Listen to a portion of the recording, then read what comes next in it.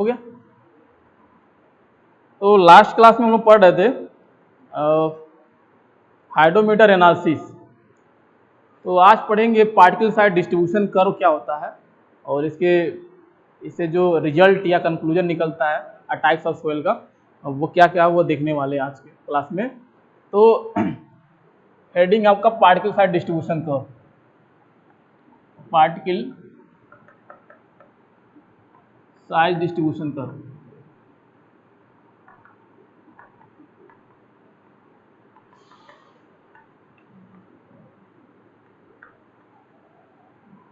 तो जितने भी हम लोग एनालिसिस पढ़े हैं, चाहे सी एनालिसिस हो या पीपेड मेथड से एनालिसिस हम लोग कर रहे हैं, सेगमेंटेशन एनालिसिस हो, तो जितने भी एनालिसिस हैं जिनका जो भी रिजल्ट निकलता है उनका, चाहे पार्टिकल साइज निकलता हो चाहे परसेंटेज फाइनल निकलता हो, तो अगर उसके रिजल्ट को हम लोग किसी कर्व से रिप्रेजेंट कर रहे हैं तो उसी कर्व को हम लोग बोलते हैं particle size distribution curve.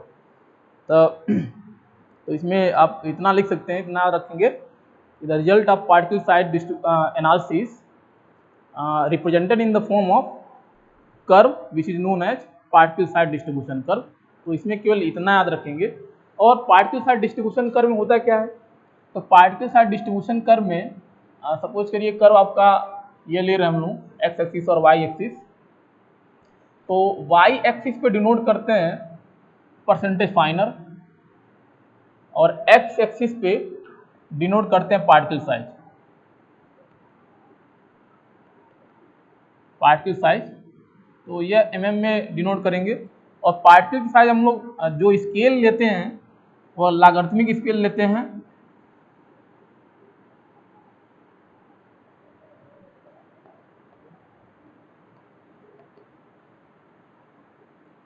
Logarithmic scale यानी जो भी रीडिंग आएगा पार्टिकल की जो साइज आएगी उसको फिर लॉग उसकी वैल्यू लॉग में निकालेंगे, फिर हम लोग ड्रॉ करते हैं। और जो परसेंटेज फाइनर आपका नेचुरल स्केल यूज करते हैं, या नेचुरल या नॉर्मल स्केल। नॉर्मल स्केल तो इसमें जो परसेंटेज फाइनर की वैल्यू निकलेगी एज इट इज हम लोग पुट करते हैं वाई एक्सिस पे, और यहाँ पे लॉग में, इतना याद रखेंगे।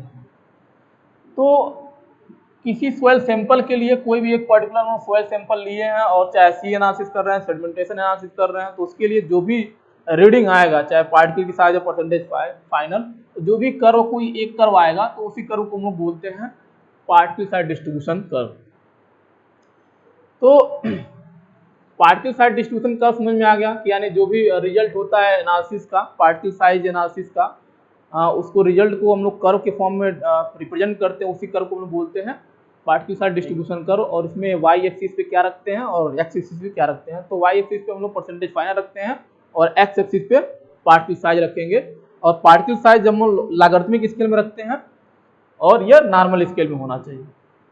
अब इंपॉर्टेंट क्या है, पार्टिकल साइज डिस्ट्रीब्यूशन कर्व क्यों इंपॉर्टेंट है, तो पार्टिकल साइज डिस्ट्रीब्यूशन कर्व से जैसे हम लोग कोई कर्व ड्रा करेंगे, सपोज करिए यही आपका कर्व आ गया, तो इस कर्व के बेसिस पे कुछ आइडिया या कुछ क्लासिफिकेशन या कुछ आइडेंटिफिकेशन मिल जाता है कि किस तरह का सोयल है, यानी इसमें परसेंटेज फाइनर कहाँ से कहाँ तक वेरी कर रहा है इस कर्व के बेसिस पे, यानी ये हम लोग बता सकते हैं। दूसरा साइज बता सकते हैं कि यानी साइज जो वेरी कर रहा है परसेंटेज फाइनर के अलोंग या uniform.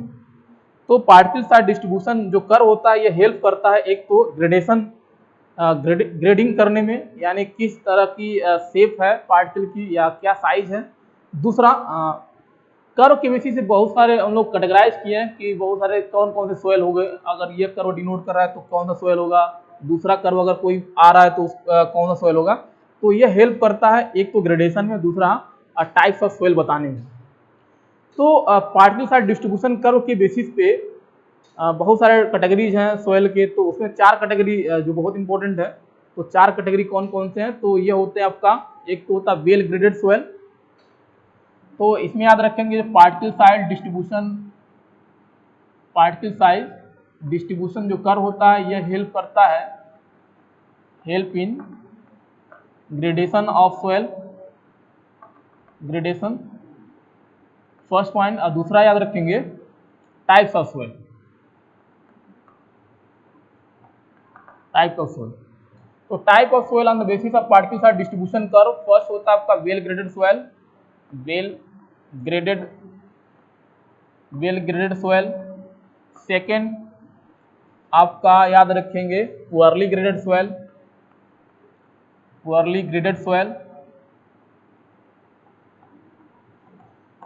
Third uniformly graded soil, and fourth gap graded soil. तो ये चार याद रखेंगे, ये किसके बेसिस पे है, पार्टिकल साइज डिस्ट्रीब्यूशन कर्व के बेसिस पे है। तो ये चार टाइप याद रखेंगे सोयल का। तो ये कौन बताएगा, पार्टिकल साइज डिस्ट्रीब्यूशन कर्व ही बताएगा कि कौन सा सोयल है, वेल ग्रेडेड है कि पुअरली ग्रेडेड है कि यूनिफॉर्मली ग्रेडेड है। अब वेल ग्रेडेड सोयल क्या होता है, तो वेल ग्रेडेड में अगर किसी सोयल सैंपल के अंदर ऑल साइज के पार्टिकल मतलब मिक्स हो या प्रेजेंट हो तो उसे हम लोग बोलते हैं वेल ग्रेडेड, ठीक है। तो इस soil has good representation of all size of the particle, अब इसे term as well graded soil. तो यानी अगर कोई सोयल सैंपल है जिसमें सभी साइज के पार्टिकल आपके अवेलेबल हैं तो उसे हम लोग बोलते हैं well graded soil.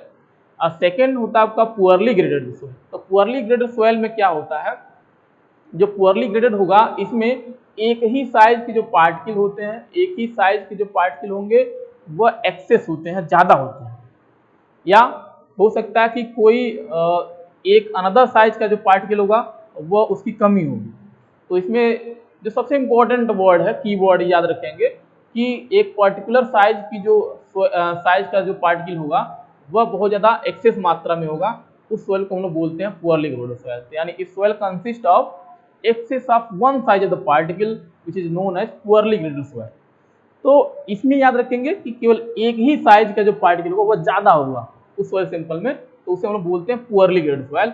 Uniformly graded soil, यह बहुत सिंपल याद रखना, अगर कोई सोयल सैंपल है जिसमें एक ही साइज है पार्टिकल का, यूनिफॉर्म है, कांस्टेंट है, तो उस सोयल को हम लोग बोलते हैं uniformly graded soil.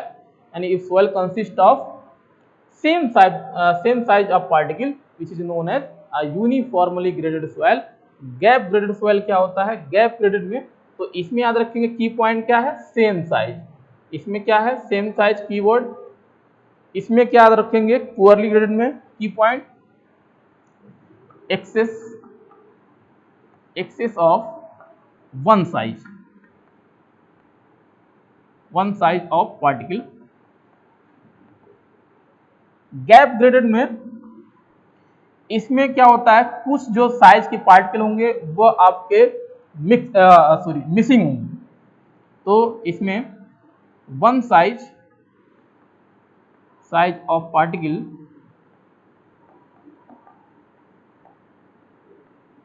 Are missing.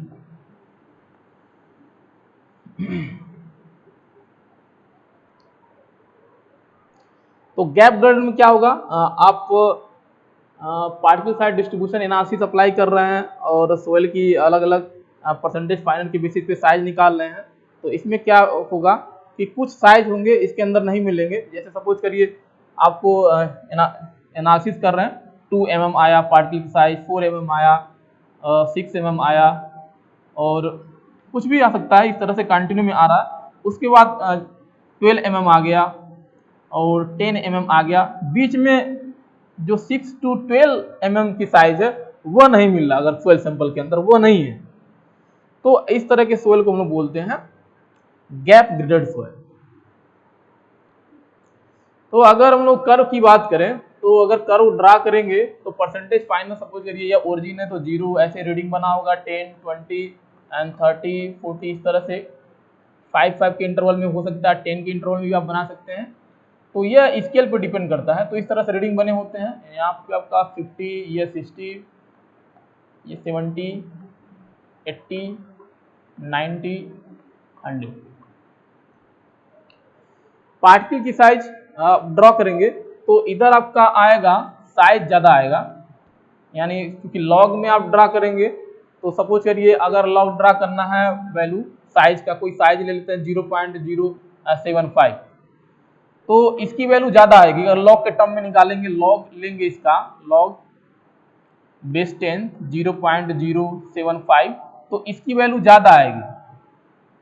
तो ये वैल्यू अगर मिनिमम वाली साइज लेंगे, यानी स्केल के बेसिस पे अगर मिनिमम वाली वैल्यू लेंगे तो इसकी वैल्यू ज्यादा आएगा। तो यहाँ पे इस इधर की जो जोन होता है वो कोर्स हो जाता है, यानी कर्व के बेसिस पे इधर कोर्स आता है, इधर फाइन आता है, और दोनों के बीच में जो आपका मेन साइज होगा वो आपका 75 माइक्रोन होगा।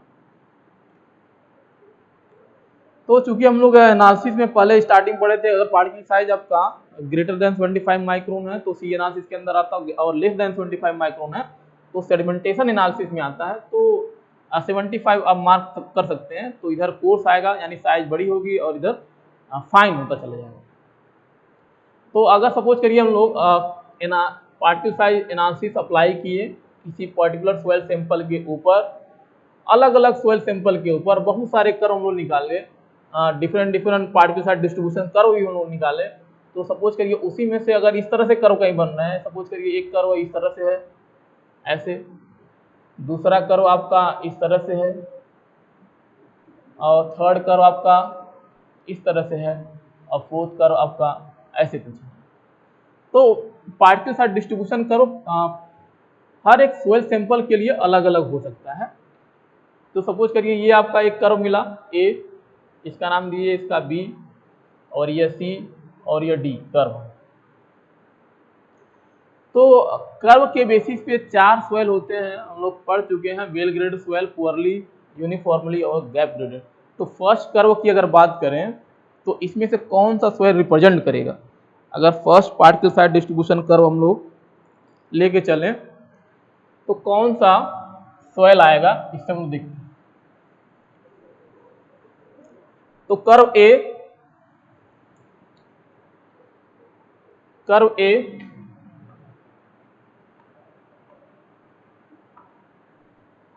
तो कर्व ए अगर देखेंगे तो ये साइज आपका रिप्रेजेंट करता है एक्स एक्सिस। तो ये जो साइज यहां से यहां तक देखेंगे, साइज बिल्कुल सेम है। साइज क्या है? बिल्कुल सेम है, यानी इसके अलोंग जो साइज हम निकालेंगे एक्स एक्सिस से, तो साइज क्या आएगी? सेम आएगी। तो अगर कोई सॉइल सैंपल है और उसमें सेम साइज के पार्टिकल हैं तो उसे हम लोग यूनिफॉर्मली ग्रेडेड सॉइल बोलते हैं। तो कर्व ए आपको बोल सकते हैं यूनिफॉर्मली ग्रेडेड सॉइल। 5-10% का एरर हो सकता है, जैसे यहाँ पे डिफरेंट साइज होगा तो कोई सॉइल सैंपल ऐसा तो होगा नहीं बिल्कुल यूनिफॉर्म देगा।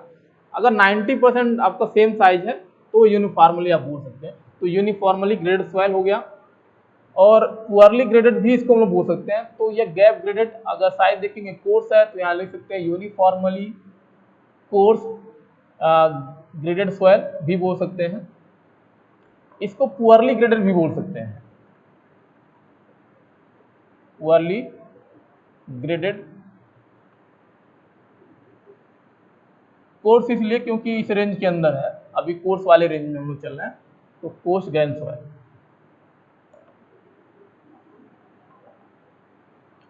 पुअरली में हम पढ़े थे कि एक ही साइज का पार्टिकल बहुत ज्यादा हो, तो इसमें अगर देखेंगे यहाँ से यहाँ तक रेंज की जो पार्टिकल साइज है वो सेम है, बहुत ज्यादा है, यानी हो सकता है 90% तक है।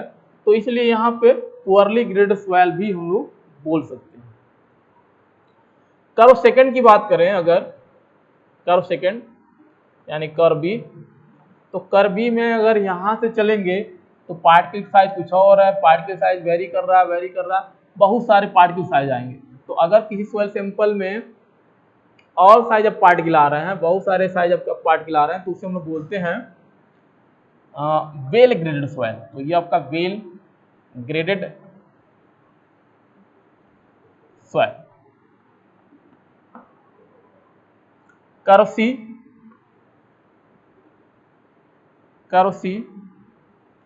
कर्व सी में अगर सपोज करिए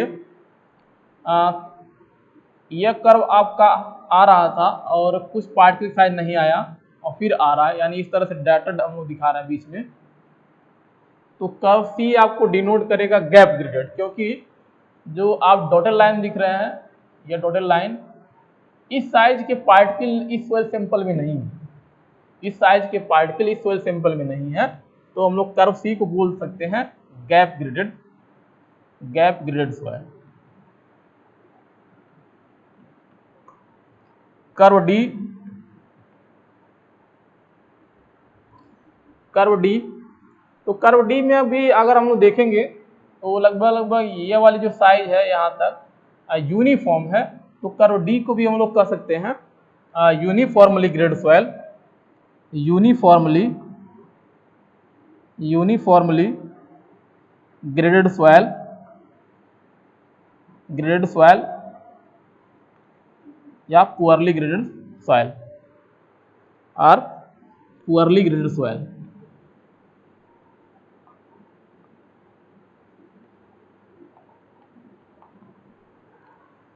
तो ये कर्व से आप बता सकते हैं देख के भी कि किस तरह का सॉइल है आपका on the basis of particle size distribution curve. तो डिस्ट्रीब्यूशन कर्व क्या करता है, हेल्प करता है कि सॉइल की ग्रेडिंग बताने में और साइज बताने में, और दूसरा कैटेगरी या टाइप बताने में हेल्प करता है आपका पार्टिकल साइज डिस्ट्रीब्यूशन कर्व। और भी इसके एडवांटेज है वो हम लोग पढ़ते रहेंगे कि क्या क्या एडवांटेज है पार्टिकल साइज डिस्ट्रीब्यूशन कर्व का। तो उसी में से कुछ एडवांटेज ये है, हम लोग टर्म यूज करते हैं जैसे D10, D30, D60। तो from particle size distribution curve, from particle size distribution curve, particle size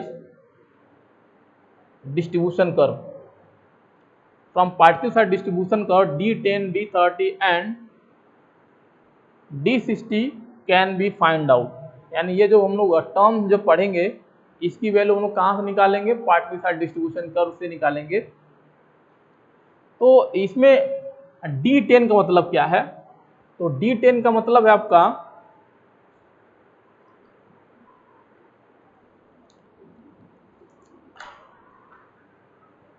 D10 का मतलब, इसमें अगर मीनिंग की बात करेंगे D10,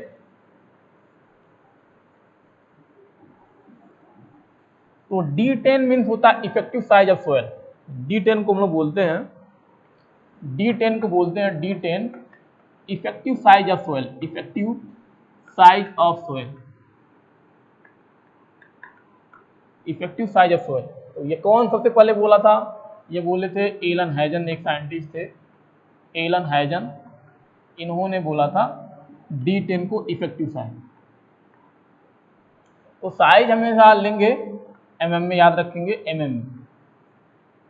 तो D10 यानी ये जो D वर्ड दिख रहे हैं, चाहे 10 हो, 30 हो, 60 हो, इसकी वैल्यू कहाँ से निकालते हैं, ये निकालते हैं पार्टिकल साइज डिस्ट्रीब्यूशन कर्व से। और D10 को क्या बोलते हैं, इफेक्टिव साइज ऑफ सोइल। और ये वर्ड सबसे पहले एलन हैजन ने यूज किया था, और साइज हमेशा mm में लेंगे। अब D10 का मतलब क्या है, अगर D10 का मीनिंग की बात करें तो D मीन्स याद रखेंगे हमेशा size, dia of particle, D means size या कह सकते हैं dia of particle.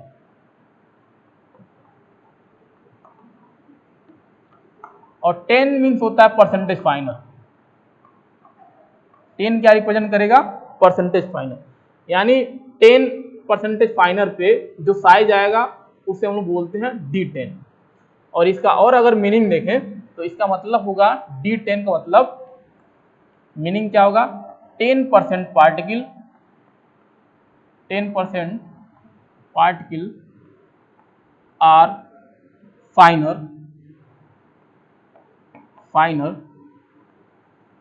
Then this size, ये आपका इसका मीनिंग होता है। दिस साइज का मतलब ये है कि जो D10 है ये साइज की वैल्यू देगा, ये क्या देगा, ये पूरा आपको साइज की वैल्यू देगा, ठीक है।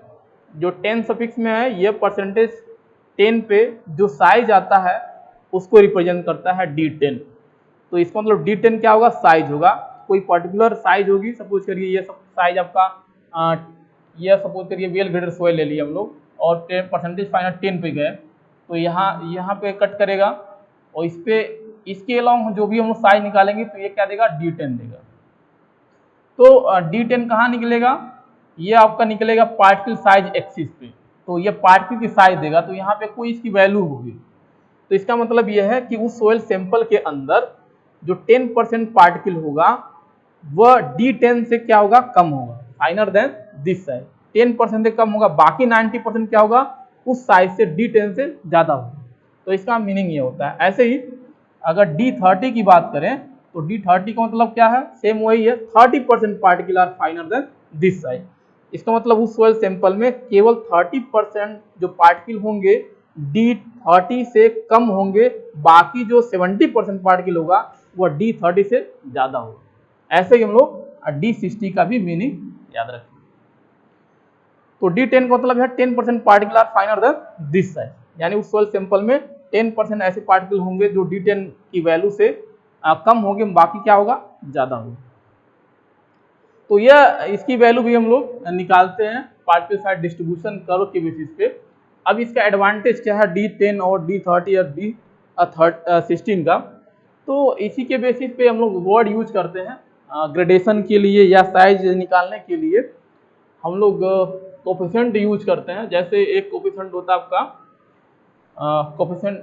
कोफिशिएंट ऑफ यूनिफॉर्मिटी या यूनिफॉर्मिटी कोफिशिएंट, और दूसरा होता है कोफिशिएंट ऑफ कर्वेचर। तो ये दो टर्म बहुत इंपॉर्टेंट है कंपटीशन पॉइंट ऑफ व्यू से और एकेटिव के पॉइंट ऑफ व्यू से। तो न्यूमेरिकल में भी कभी कभी न्यूमेरिकल भी पूछा जाता है और ऑब्जेक्टिव भी पूछे जाते हैं।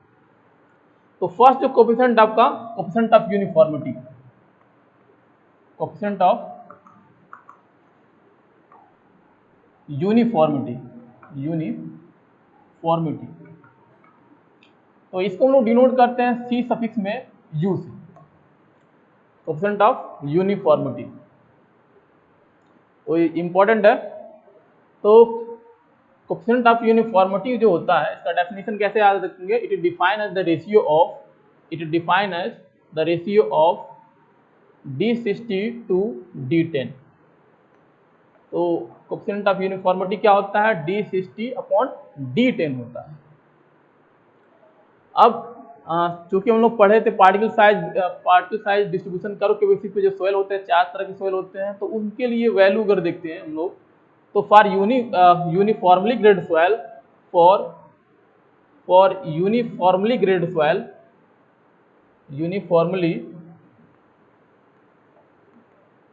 तो नोट फर्स्ट पॉइंट याद रखेंगे, फॉर यूनिफॉर्मली ग्रेडेड सोयल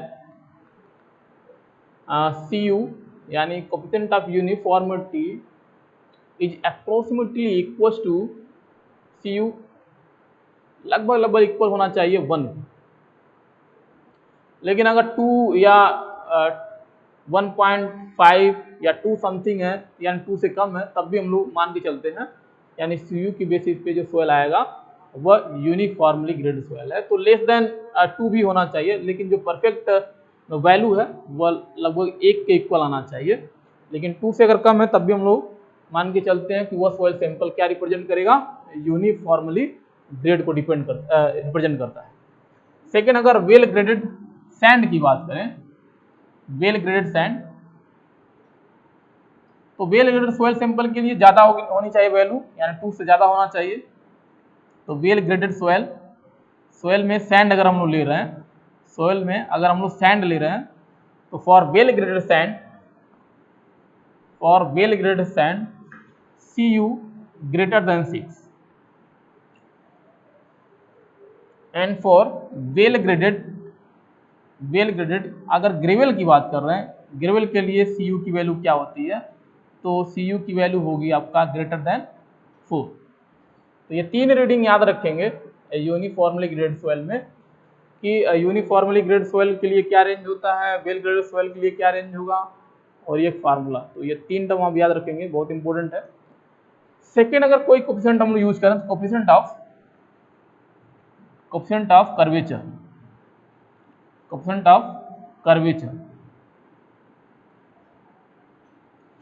तो कोफिशिएंट ऑफ कर्वेचर को एक नाम और भी हम लोग एक नाम बोलते हैं, कोफिशिएंट ऑफ ग्रेडेशन,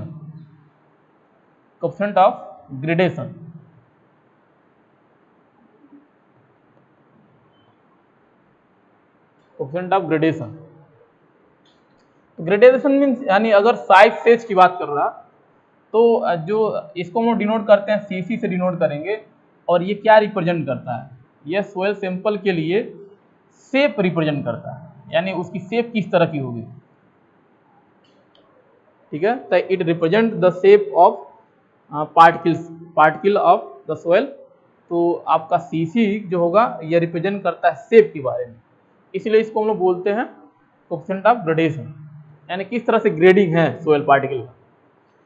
तो इसके लिए फार्मूला याद रखेंगे, इसके लिए जो फार्मूला होता है डी के फॉर्म में, इसके लिए जो फार्मूला होगा डी के फॉर्म में वो होता है आपका D30 का square divide by D60 into D10।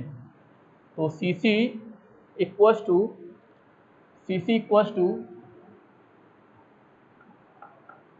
D30 का square divide by D60 into D10, ये फार्मूला याद रखेंगे।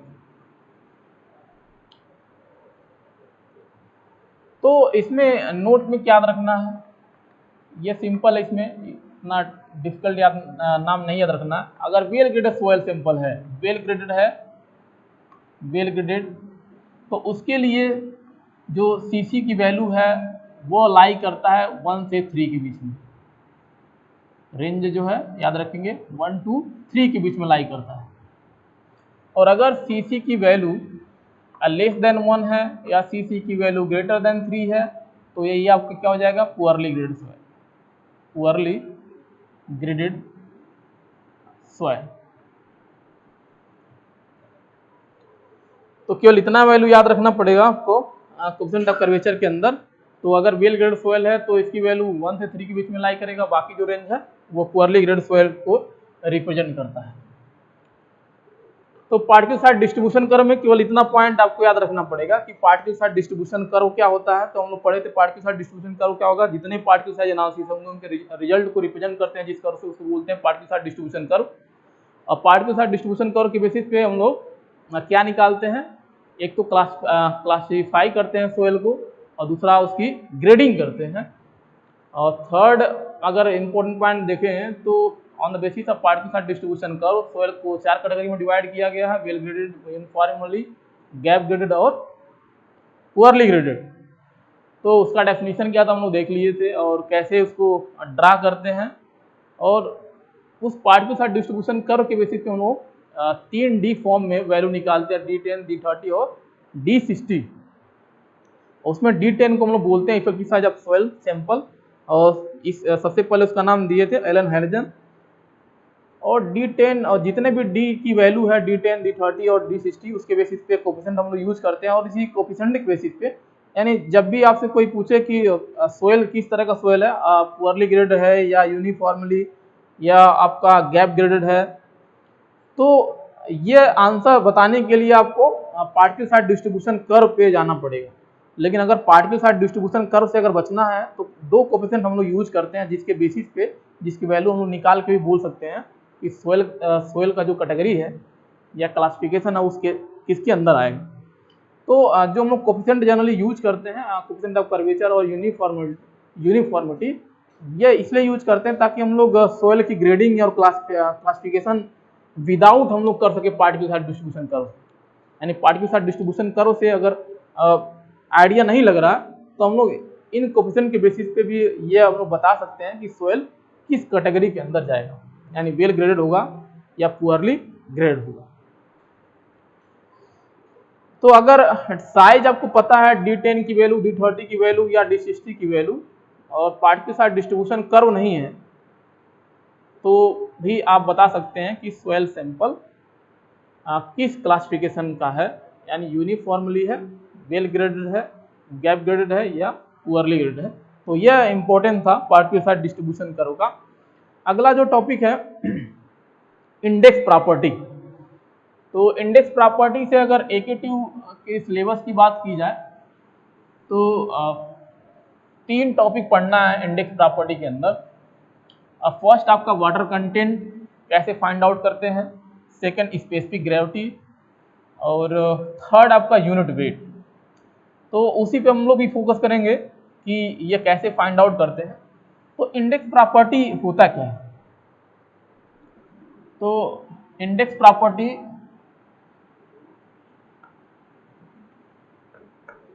प्रॉपर्टी ऑफ सोइल,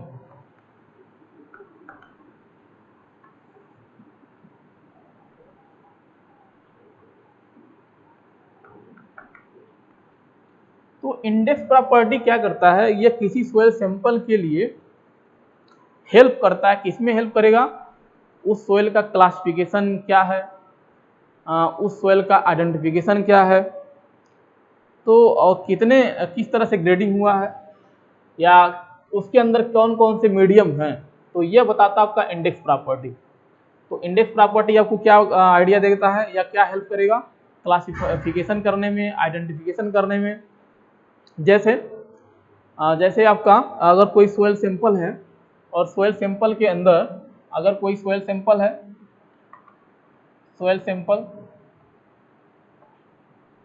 तो सोइल सैंपल के अंदर क्या क्या मीडियम या कैरेक्टरिस्टिक्स हो सकती है, उसको फाइंड आउट करने के लिए, उसको डिटरमाइन करने के लिए हम लोग जो भी प्रॉपर्टी यूज करते हैं उसको बोलते हैं इंडेक्स प्रॉपर्टी। तो इंडेक्स प्रॉपर्टी क्या करता है? हेल्प करता है in classification of soil, identification, in terms of find out water content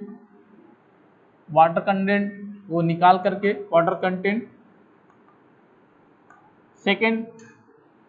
second आपका हो जाएगा स्पेसिफिक ग्रेविटी। थर्ड आपका unit weight of soil. Fourth, तो फर्स्ट पॉइंट, सेकेंड, थर्ड। तो इंडेक्स प्रॉपर्टी में केवल इतना याद रखना है कि यह हेल्प करता है, help in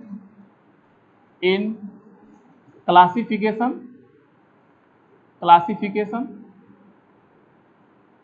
second identification,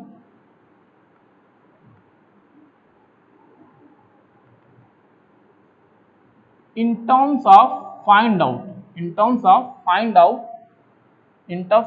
out first water content, second specific gravity, third unit weight and fourth consistency।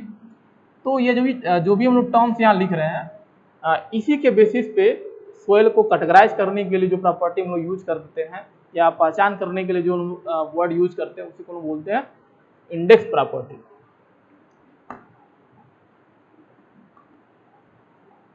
तो कंसिस्टेंसी फोर्थ पॉइंट।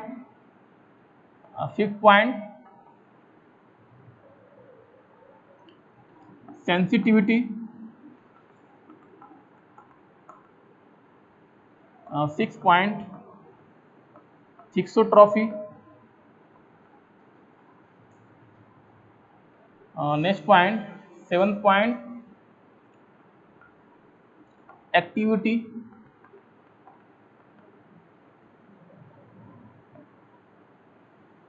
और 8 पॉइंट कोलैप्सिबिलिटी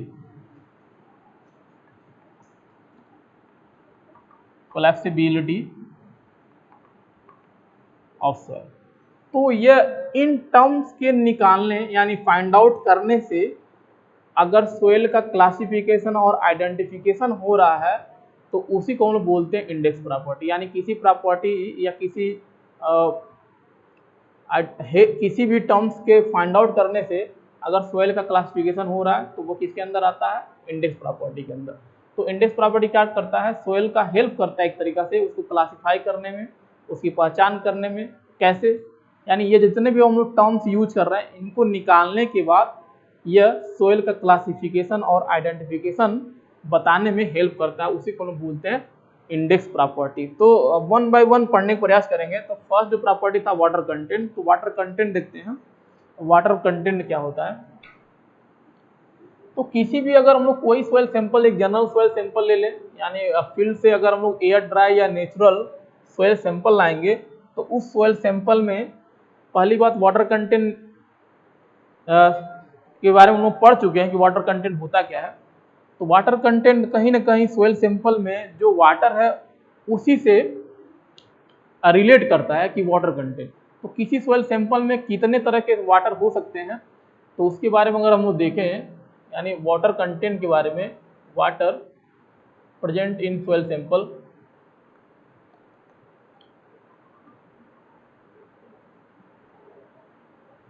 तो कितने तरह से हो सकते हैं कि सॉइल सैंपल के अंदर। तो फर्स्ट या तो फ्री कंडीशन में होता है, अब फ्री कंडीशन को हम लोग बोलते हैं हेल्ड, तो हेल्ड वाटर जिसको हम लोग बोलते हैं। तो वाटर सॉइल सैंपल में या तो फ्री या तो हेल्ड टर्म में होगा। सेकेंड जो होता है, या तो एक होता है वाटर का ग्रेविटी वाटर होता है, इस फॉर्म में हो सकता है, या तो एक होता है एडजॉर्ब वाटर, इस फॉर्म में हो सकता है सॉइल सैंपल के अंदर,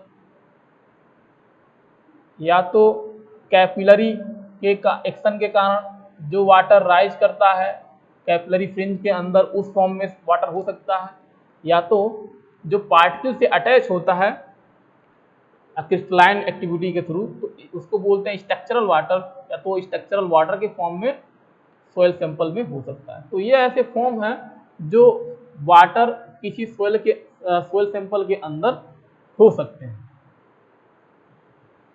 तो फिलहाल इतना डीप में नहीं जाना है हम लोग को इसमें। तो यानी कहने मतलब जब भी हम लोग वाटर कंटेंट पढ़ेंगे तो हो सकता है उस वाटर कंटेंट जो वाटर है सॉइल सैंपल में किसी एक फॉर्म में या किसी दो फॉर्म में या किसी तीन फॉर्म में उसके अंदर सॉइल सैंपल के अंदर मिक्सअप होंगे, और उसी को कैसे हम लोग निकालेंगे, कैसे फाइंड आउट करते हैं, वो हम लोग इंडेक्स प्रॉपर्टी के अंदर पढ़ते हैं। तो हेडिंग रहेगा हम लोग का, हम लोग पढ़ने वाले क्या है, determination of water content, determination of water content.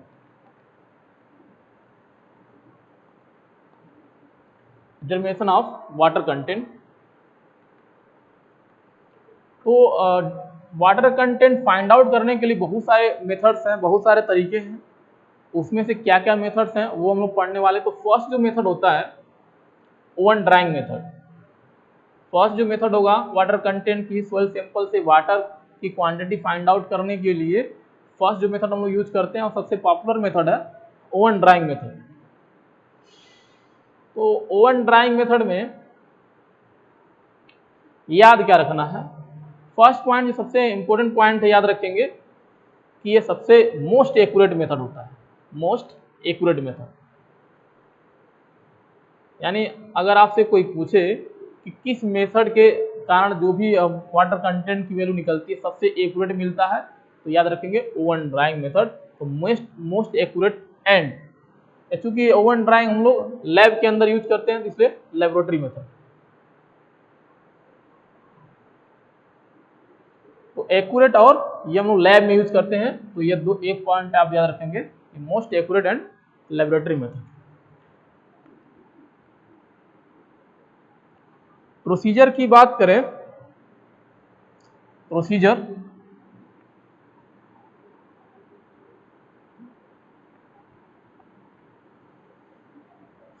तो सबसे पहले हम लोग क्या करते हैं, स्टेप फर्स्ट में अगर याद रखें, स्टेप फर्स्ट,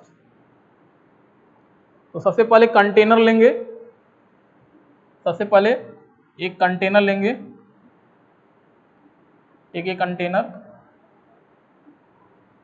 एंड वेट, है ना। तो कंटेनर का वेट लेंगे, सपोज करिए आपका जो वेट आ गया W1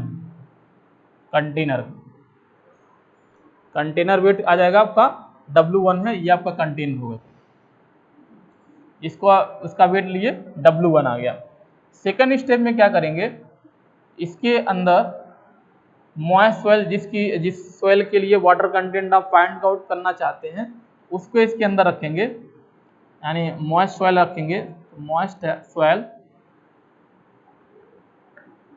यानी जिसमें वाटर कंटेंट हो, मॉइस्ट सॉइल और प्लस कंटेनर यानी कंटेनर के अंदर मॉइस्ट सॉइल को डालते हैं और फिर वेट करते हैं। फिर क्या करेंगे, फिर इसका वेट करेंगे, और वेट करने पे अगर जो भी वेट निकला, रीडिंग जो आई, सपोज करिए W2 है। फर्स्ट स्टेप में कंटेनर लेंगे, खाली कंटेनर लेंगे, एम्प्टी कंटेनर, खाली कंटेनर होना चाहिए,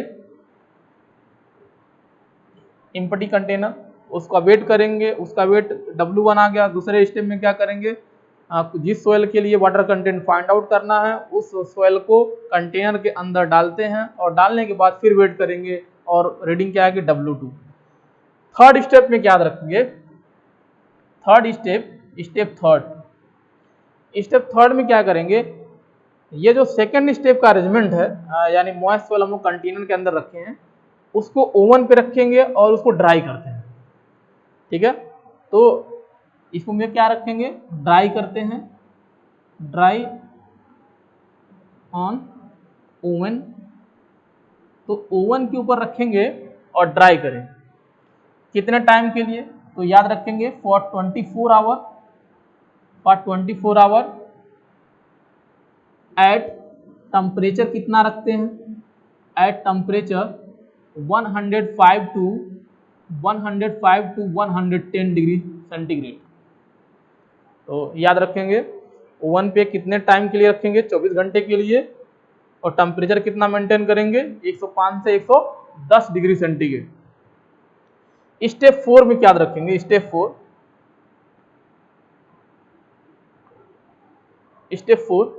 फोर में जो भी आपका थर्ड स्टेप करने के बाद जो भी अरेंजमेंट मिलेगा, तो क्या मिलेगा आपको एक तो मिलेगा कंटेनर जिसके अंदर आप रख के ओवन पे गर्म कर रहे थे, प्लस जो सॉयल है वो अब ड्राई हो जाएगा। पहले मोस्ट सॉयल था, वेट सॉयल था जिसके अंदर वाटर था, अब वाटर पार्टिकल नहीं है, सॉयल सैंपल के अंदर वाटर पार्टिकल नहीं है, तो सॉयल क्या हो गया, ड्राई सॉयल। इतना मिला, अब इसका वेट करेंगे, इसका क्या करेंगे, इसका वेट करेंगे, रीडिंग नोट कर लेंगे। रीडिंग क्या आ जाएगा आपका, W3 आ गया, रीडिंग क्या आ गया, W3।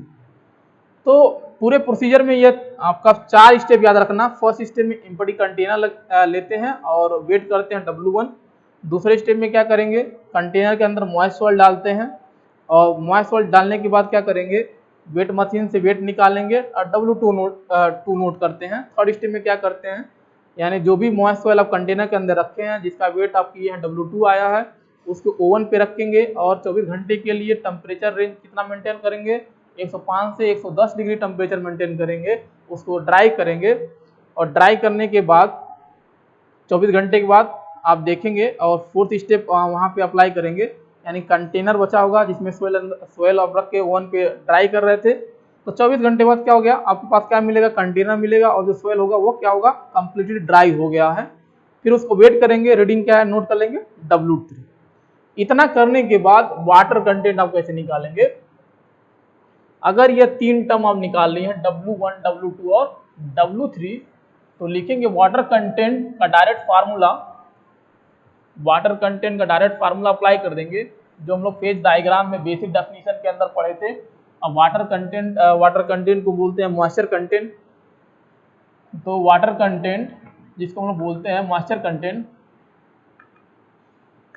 तो वाटर कंटेंट अब हम लोग पढ़े थे कि इसको स्मॉल w या ओमेगा या w सफिक्स में c से डिनोट करते हैं, तो कोई भी आप टर्म ले सकते हैं। तो हम लोग पढ़े थे वाटर कंटेंट इक्वल टू होता है wait of water divide by weight of solid. ये हम लोग वहाँ पढ़े थे, इसको परसेंटेज में रिप्रेजेंट करते हैं, मल्टीप्लाई बाय 100, ये फार्मूला पढ़े थे। तो यहाँ से रीडिंग 3 रीडिंग जो हम लोग निकाले हैं W1, W2 और W3, इसके बेसिस पे कैसे निकलेगा, तो water content WC equal to weight of water निकालना है। तो अगर स्टेप 3 और स्टेप 4 देखेंगे, तो स्टेप 3 में क्या कर रहे थे, हम लोग ड्राई कर रहे थे, तो यहाँ फिलहाल रीडिंग नहीं है, रीडिंग कहाँ है, स्टेप 2 के अंदर है।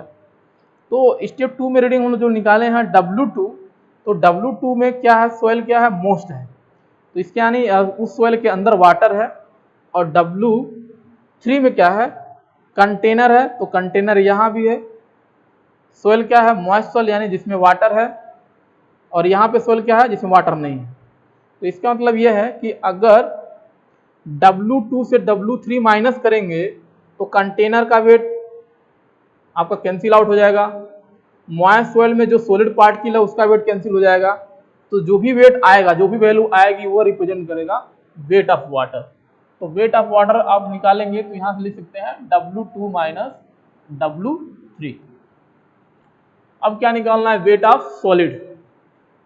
तो वेट ऑफ सॉलिड निकालना है, तो वेट ऑफ सॉलिड पार्टिकल यहाँ पे देखिए आपका किसमें है, स्टेप नंबर 4 में, और रीडिंग आपका W3 जो है, इसमें क्या है, कंटेनर का वेट है और ड्राई सॉइल। तो ड्राई सॉइल में क्या है, ड्राई सॉइल में आपका एक तो एयर होगा, जो सॉइल सैंपल यहाँ पे है इसमें एयर होगा और सॉलिड पार्टिकल होगा। तो जब भी हम लोग वेट की बात करते हैं इन टर्म्स ऑफ या with respect to solid particle और वाटर, तो वहाँ पे एयर का वेट हम लोग कंसीडर नहीं करते हैं, इग्नोर करते हैं।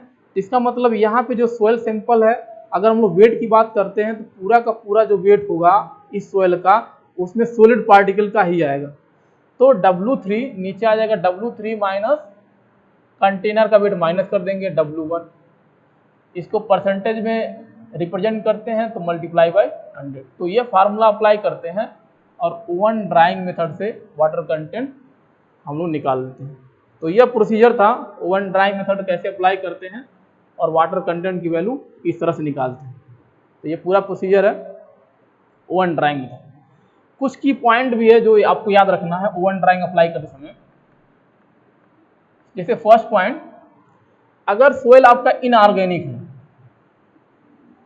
इनऑर्गेनिक है सोयल है, तो इनऑर्गेनिक सोयल के लिए ही टेम्परेचर होना चाहिए 105 से 110 रखेंगे, ठीक है। और जो टाइम रखेंगे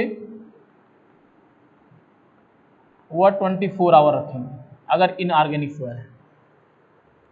तो ये आप ध्यान रखेंगे। ऐसे हो सकता है कि कोई सोयल है वह सिल्टी हो, क्लेई हो, सैंड हो, ठीक है, तो वह एक अलग यूनिफॉर्म सोयल हो गया एक तरीका से, यानी एक ही तरह के पार्टिकल्स हैं, तो उसके लिए टेम्परेचर की वैल्यू अलग होगी। तो इनऑर्गेनिक मतलब हर चीज मिक्स है, अगर मिक्सअप सोयल है कोई, या इनऑर्गेनिक कह सकते हैं एयर ड्राई एक तरीके से जो लाए हैं, जिसमें कोई कार्बन के कंपोनेंट्स नहीं है, जैसे पीट टाइप का सोयल नहीं है, तो वह इनऑर्गेनिक के अंदर आएगा। तो इनऑर्गेनिक सोयल के लिए मेंटेन रखना आपको टेम्परेचर कितना, 105 से 110, और टाइम याद रखेंगे 24 घंटा रखना है। सेकेंड, अगर सैंड की बात करें, अगर सोयल आपका सैंड है तो जो टेम्परेचर जो हीट करते हैं वह केवल 6 घंटे तक करेंगे, या 4 घंटे, 4 से 6 लेते हैं उसे, 4 से 6 घंटे इतना तक ही केवल हीट करेंगे। और वहीं अगर सिल्ट है, सिल्ट एंड क्ले है, तो कितने घंटे तक गर्म करेंगे, तो उसको गर्म करेंगे आपका 12 से 16 घंटे तक गर्म करते हैं। तो 24 घंटे या नहीं लेंगे, 24 घंटे तक गर्म नहीं करेंगे, केवल इस टाइम तक ही गर्म करेंगे। तो अगर सैंड है तो 4 से 6 घंटे तक ही गर्म करना है, और अगर सिल्ट या क्ले है तो 12 से 16 घंटे तक ही गर्म करना है। तो इतना याद रखेंगे। रीजन इसके पीछे यही है, कहीं ना कहीं ये डिपेंड करता है परमेबिलिटी, जो हम लोग आगे पढ़ेंगे नेक्स्ट चैप्टर, परमेबिलिटी पे डिपेंड करता है। तो परमेबिलिटी जितना हाई होता है तो वाटर उतनी जल्दी स्कैप कर जाता है, तो इसलिए टेम्परेचर का जो ड्यूरेशन है वो कम करते हैं। तो सैंड है उसको हाफ हीट कर रहे हैं तो तुरंत एयर स्कैप हो जाएगा, ऑपरेशन रेट जो होता है सैंड के केस में ज़्यादा होता है वाटर का, इसलिए कम टाइम तक ही गर्म करेंगे। क्ले है तो ज़्यादा गर्म करने की जरूरत होती है, फिर भी 16 घंटे तक बहुत है, मोर देन सफिशिएंट। थर्ड जो इंपॉर्टेंट पॉइंट है, अगर ऑर्गेनिक सॉइल है, ऑर्गेनिक सॉइल है यानी पीट टाइप का, जो पेड़ पौधों की पत्तियों के सड़ने गलने से जो सॉइल बनना है, ऑर्गेनिक नेचर का है, तो उसके लिए टेम्परेचर जो मेंटेन करेंगे वह केवल 60 डिग्री तक रखेंगे, 60 डिग्री टेम्परेचर तक, उससे ज़्यादा नहीं रखेंगे। अगर इससे ज़्यादा रखेंगे तो क्या होगा, अगर इससे ज़्यादा रखेंगे आप 60 डिग्री टेम्परेचर से ज़्यादा, तो ऑक्सीडेशन होगा। जब भी ऑर्गेनिक कोई मैटर है उसमें ऑक्सीडेशन प्रोसेस होने लगेगा, ऑक्सीडेशन होने लगेगा। लेकिन हमें ऑक्सीडेशन प्रोसेस नहीं कराना, हमें क्या करना था, हमें ओवन ड्राइंग मेथड में केवल वाटर को बाहर निकालना बस, यानी ड्राई करके वाटर को बाहर निकालना है, कोई प्रोसेस या केमिकल रिएक्शन स्टार्ट नहीं करना है। तो इसलिए ऑर्गेनिक अगर सोयल है तो टेम्परेचर कहाँ तक मेंटेन करना है, 60 डिग्री सेल्सियस तक मेंटेन करेंगे, उससे ज़्यादा नहीं रखते हैं। उससे ज़्यादा अगर रखेंगे तो ऑक्सीडेशन प्रोसेस स्टार्ट हो जाएगा ऑर्गेनिक सोयल में, इसलिए 60 डिग्री सेल्सियस ही टेम्परेचर मेंटेन करेंगे। फोर्थ अगर नोट्स की बात करें, अगर ओवन ड्राइंग मेथड हम लोग अप्लाई कर रहे हैं, तो अगर कोई सोयल जिसके अंदर जिप्सम है, अगर कोई सोयल है जिसके अंदर जिप्सम की क्वांटिटी बहुत ज़्यादा है, तो नोट नंबर 4, सोयल, कोई सोयल है जिसके अंदर क्या है, जिप्सम। तो अगर कोई सोयल है जिसके अंदर जिप्सम है, तो टेम्परेचर याद रखेंगे, टेम्परेचर मेंटेन रखेंगे, केवल temperature limited to 80 degree centigrade, 80 degree centigrade. अब इसके पीछे रीजन क्या है? इसके पीछे रीजन ये है कि अगर इससे ज़्यादा आप गर्म करेंगे, अगर आप 80 डिग्री सेंटीग्रेड से ज़्यादा गर्म करेंगे, तो जो क्रिस्टलाइन वाटर है,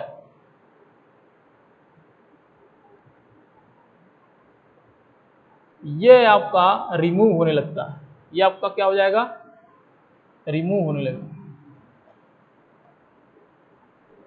तो इससे बचने के लिए जो टेम्परेचर मेंटेन करेंगे, इतना करेंगे।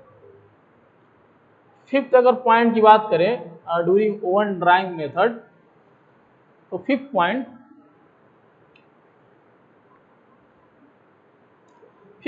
किसी भी कंडीशन में, चाहे सोयल कुछ भी हो, चाहे आपका सोयल कोई भी हो, किसी भी कंडीशन में, एट एनी कंडीशन, किसी भी कंडीशन में जो टेम्परेचर है, जो टेम्परेचर है वो कभी भी ज़्यादा नहीं होना चाहिए। किससे? 105 से 110 डिग्री सेंटीग्रेड, जो हम लोग अभी रेंज पढ़े थे, इससे कभी भी ज़्यादा नहीं होना चाहिए। अगर हो गया तो क्या होगा? अगर हो जाएगा तो जो हम लोग पढ़े हैं स्ट्रक्चरल वाटर, वो रिमूव होने लगता है। स्ट्रक्चरल वाटर क्या हो जाएगा? ये रिमूव होने लगेगा। और स्ट्रक्चरल वाटर अगर रिमूव अब हो रहा है किसी भी सोयल में अगर स्ट्रक्चरल वाटर रिमूव हो रहा है, इसका मतलब ये है जो सॉलिड पार्टिकल, स्ट्रक्चरल वाटर जो सॉलिड पार्टिकल होते हैं उससे बाउंड अप होते हैं, उससे मिक्स होते हैं, यानी ये तभी रिमूव हो सकता है जब सॉलिड पार्टिकल ब्रेक हो गया। यानी जो सॉलिड पार्टिकल का एग्जिस्टेंस बना होता है वह कहीं ना कहीं स्ट्रक्चरल वाटर के बॉन्डिंग के कारण बना होता है, और यह स्ट्रक्चरल वाटर तभी रिमूव होगा जब सॉलिड पार्टिकल ब्रेक होता है। और जब सॉलिड पार्टिकल ब्रेक होगा तो सोयल का एग्जिस्टेंस धीरे धीरे क्या हो जाएगा? गायब होने लगेगा। इसलिए जो टेम्परेचर है कभी भी 105 से 110 डिग्री टेम्परेचर नहीं होना चाहिए। अगर ऐसा हो रहा है तो स्ट्रक्चरल वाटर रिमूव होगा, और स्ट्रक्चरल वाटर अगर रिमूव हो रहा है इसका मतलब यह सॉलिड पार्टिकल का जो शेप है, जो एग्जिस्टेंस है, उसके साथ हम लोग छेड़छाड़ कर रहे हैं, उसके साथ खिलवाड़ कर रहे हैं। इसलिए कभी भी टेम्परेचर 105 से 110 डिग्री टेम्परेचर नहीं होना चाहिए। 6 इंपॉर्टेंट पॉइंट की अगर बात करें ड्यूरिंग ओवन ड्राइंग मेथड, तो हम लोग पढ़े थे कि कोई सोयल सैंपल है, उसमें जो वाटर है वह किसी भी फॉर्म में हो सकता है, या तो हो सकता है वाटर फ्री फॉर्म में है, या तो वाटर ग्रेविटी फॉर्म में है, या तो वाटर एडजॉर्ब वाटर के फॉर्म में है, या आपका कैपिलरी के फॉर्म में है। तो किसी न किसी एक्टिविटी, किसी न किसी फॉर्म के कारण सोयल के अंदर हो सकता है वाटर। तो जब भी हम लोग ओवन ड्राइंग मेथड अप्लाई करते हैं तो जितने भी फॉर्म हम लोग पढ़े हैं, चाहे फ्री फॉर्म है वाटर का जिसको हम लोग हेल्ड वाटर बोलते हैं, ठीक है, या हो सकता है ग्रेविटी फॉर्म में है, ग्रेविटी वाटर है, या तो आपका कैपिलरी वाटर है, या तो आपका जो वाटर है वो आपका एडजॉर्ब वाटर है। तो एडजॉर्ब वाटर है, तो एडजॉर्ब जो वाटर होता है ये सरफेस पे होगा, यानी अगर आपका ये सॉलिड पार्टिकल है तो जो सरफेस पे वाटर होता है, जो सरफेस पे वाटर होगा, चिपका होता है बाय इलेक्ट्रोमैग्नेटिक फोर्स या इलेक्ट्रिकली बॉन्डेड, ठीक है, जो सरफेस पे चिपका होता है तो उसी को हम लोग बोलते हैं एडजॉर्ब। और एडजॉर्ब क्या होता है? दो वर्ड हम लोग सुने होंगे, एडजॉर्ब और एब्जॉर्ब। एडजॉर्ब जो होता है सरफेस फिनोमिना होता है, एडजॉर्ब जो होता है सरफेस फिनोमिना होता है, और एब्जॉर्ब जो होता है इंटरनल फिनोमिना होता है। तो अगर कोई सरफेस पे वाटर आपका है इलेक्ट्रिकली बॉन्डेड है, तो उस वाटर को हम लोग बोलते हैं एडजॉर्ब वाटर। तो अगर किसी सोयल सैंपल के अंदर इतने फॉर्म में सोयल सैंपल है, इतने फॉर्म में सोयल सैंपल है, तो ओवन ड्राइंग मेथड हम लोग अप्लाई कर रहे हैं। ओवन ड्राइंग मेथड में जितने अभी हम लोग फॉर्म यहाँ पे मेंशन किए हैं, चाहे फ्री वाटर हो, चाहे ग्रेविटी वाटर हो, चाहे कैपिलरी वाटर हो, चाहे आपका एडजॉर्ब वाटर हो, ये सारे के सारे क्या होते हैं, रिमूव होते हैं। इसमें ओवन ड्राइंग मेथड में, तो ओवन ड्राइंग मेथड में अगर वाटर इतने फॉर्म में है तो ये सब के सब रिमूव होते हैं, एक्सेप्ट केवल एक वाटर को छोड़ के, वह है स्ट्रक्चरल वाटर। तो याद रखेंगे ओवन ड्राइंग मेथड में जो स्ट्रक्चरल वाटर है वह रिमूव नहीं होता है। स्ट्रक्चरल वाटर है यह रिमूव नहीं होता है। बाकी जितने भी फॉर्म हम लोग पढ़े हैं वो सब रिमूव करते हैं, स्ट्रक्चरल वाटर को छोड़ के। तो ओवन ड्राइंग मेथड में आपको इतने पॉइंट याद रखना पड़ेगा। एक तो कहाँ यूज करते हैं, रीडिंग कैसे आता है, प्रोसीजर क्या है, और की पॉइंट्स क्या है। अगर हम लोग ओवन ड्राइंग मेथड अप्लाई कर रहे हैं तो किन किन पॉइंट का हमें ध्यान देना चाहिए, तो ये सारे पॉइंट आप याद रखेंगे। सेकेंड जो मेथड है उसका सैंड बाथ मेथड है। तो सैंड बाथ मेथड हम लोग नेक्स्ट जो क्लास लेंगे उस पर डिस्कस करेंगे। आज के लिए इतना ही, थैंक यू।